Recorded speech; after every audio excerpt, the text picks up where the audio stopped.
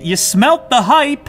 It all went down. You saw the previous video. You've seen many videos on the new devices from Samsung S10, S10 Plus. They're out there and they're kind of interesting, to be honest. But something that struck me just using these things a little more extensively over the course of the day here is how different Samsung software is now via this brand new One UI that they're using. Of course, I have a long history with Samsung skins on top of the Android operating system.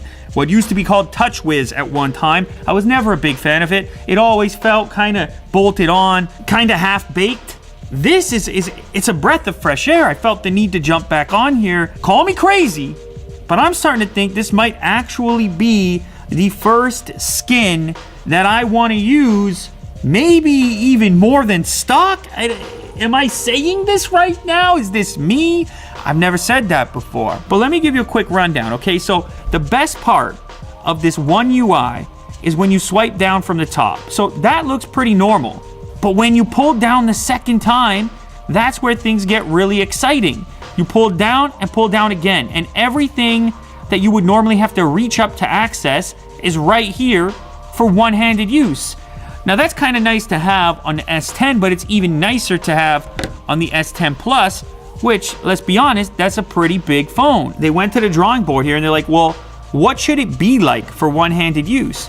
And that's the simplest, best implementation I've ever seen. Secondary swipe to bring everything back down into reach. If you do head into the settings, you'll see it exists even within there. Now, you're probably noticing another thing, which I really like about One UI, which is, of course, this really cool looking dark mode on the right-hand side. So this is the S10 Plus over here. I've already enabled dark mode on there. They're calling it night mode, as you can see right here. And I'm a big fan of these in general. If you're using your device in a dark environment, it's far less obnoxious. You're not getting beamed with nearly as much light. It's just more comfortable to use, and it's covert. Take a look at it. Now, another thing that's happened here is in terms of the icons and whatnot, normally I'm a bit critical because the icons, they're a bit cartoonish, not necessarily my style, but I'm starting to understand that having these larger icons also lends itself to one-handed usage. In this particular case, you don't need to be as precise, and you can just go ahead and reach more of it. The fingerprint scanner and the face unlock. Samsung is doing something very special with the fingerprint scanner in these two devices. These guys are using ultrasonic. They're actually using sound waves to judge the distance between ridges on your fingerprint. It's kind of amazing when you first hear it. Now, in practice, it doesn't work all that differently from any other in-display fingerprint scanner. I mean, the speed I was trying to check, is it faster, slower than the optical-based ones? I think it's about the same. But the advantage of this particular technology is it's tougher to fool because it does actually look for blood flow. That's like the superhero villain scenario. They chop your finger off, get access, destroy the world, and so on. Not gonna happen on this particular device, Kirk. Okay, you can rest easy. All right, if they chop your finger off, it's no good to them. There's no blood flow, ultrasonic. Also, supposedly, this is gonna function better with a fingerprint that might be a little bit dirty or wet, whatever. I don't know what you're involved in, all right? I'm not telling you how to live your life or what you're doing with your fingertips, all right? I stay out of that department. But if you're in a certain kind of business, maybe this is better. If your hands are dirty, if your fingertips, it works. It supposedly works better. It does feel a bit slower when you're coming straight from here. You see what I mean with the black screen? But if you do hit the switch here, you get a better sense for how fast it is. I'd say it's comparable to the optical scanners, but it does seem like slightly more robust tech. Now let's go ahead and register the face unlock as well. I'd like to show you guys how that works. So it does give you a warning on the facial recognition. It tells you that this is not completely secure. It's not the most secure form of authentication, but I do want to show you the setup process here on the regular S10 so you see what you're in for. It's very fast. One thing that kind of bugs me, it's a two-step thing similar to the iPhone. I'll show you what I mean here, okay? Hit the button, it sees you, phone is unlocked, and then you swipe up.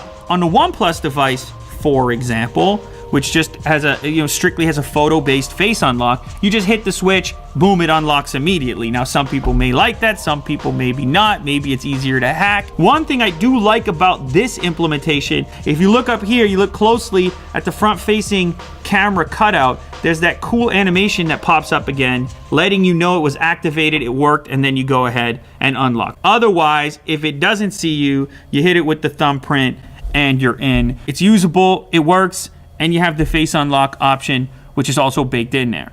Another cool thing in here, they have added the wireless power share. I think this is it's a fun feature. Wireless power share, tap that on. Place this device against any other device that has Qi compatibility, and like, check this out, okay? So we're gonna line them up. Kirk, keep an eye up there on the icon. Okay, ready? I'm gonna go ahead and initiate it. And just like that, you get the sound notification as well as the visual notification. You're now charging up this device from this device. Now there is another glaring user interface slash hardware aspect to this device that I know a lot of people are gonna have questions about. That is, of course, the dedicated Bixby button. Dun, dun, dun, dun. Yeah, I know, we talked about in the past. It strikes fear into tech fans around the globe. I know I have nightmares about the Bixby button and what it really wants to do to me. Anyhow, apparently, does this make sense in this context? Not really. Apparently, in a software update, that button is going to become completely configurable by you. It will be able to launch any application that you like. Imagine that, a dedicated button that you get to configure. I think it's a good move on Samsung's behalf, and I'm starting to see a lot of things that I kind of like about this device. It's crazy. I can't believe I'm saying it, but to be honest, I played with the One UI situation just for a moment. You throw on the dark mode, you get the one-handed functionality. It's quick. You can go in there and actually turn down animations now. Yeah, Samsung's letting you do that. This is the same company that gave you TouchWiz. What are we doing here? Are we looking to them now for software iteration, for software improvement? It's kind of amazing, and I think it's going to be one of the differentiating factors with this particular device. As I said in the last video, I'm going to use this a little bit more, but I felt the need to just do a little highlight here on the One UI. Some promising things happening with this device outside of strictly the hardware. The software seems to have taken a step in the right direction, and that's a good thing for tech fans around the world. Also, once the Bixby thing happens, you could be done with those nightmares. You can stop. Even Otis is having Bixby nightmares. They're gonna finally let us remap the Bixby button. It can launch any app that we want. This button here, look,